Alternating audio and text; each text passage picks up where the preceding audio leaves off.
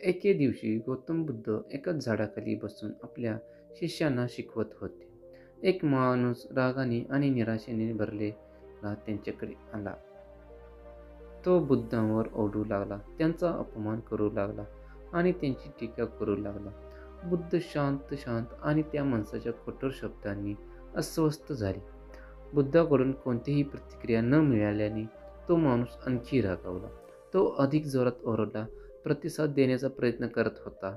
पण बुद्ध शांतपणे बसले होते. राग किंवा संतापाचे कोणतेही चिन्ह दिसत नव्हते.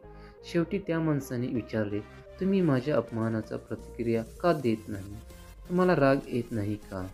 बुद्ध हसले आणि उत्तर दिले, जर कोणी तुम्हाला भेटवस्तू दिली आणि ती तुम्ही स्वीकारली नाही तर ती भेटवस्तू कोणाची आहे?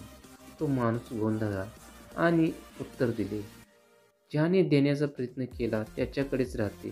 बुद्ध म्हणाले, अगदी बरोबर. त्याचप्रमाणे जर मी तुमचा राग आणि अपमान स्वीकारू नये असे ठरवले असेल तर ते तुमचेच राहतात. तुम्ही जे मला देता आहात ते मला घेण्याची गरज नाही. हे ऐकून त्या माणसाला त्याचा मूर्खपणा कळाला आणि त्याने त्याची माफी मागून तिथून निघून गेला.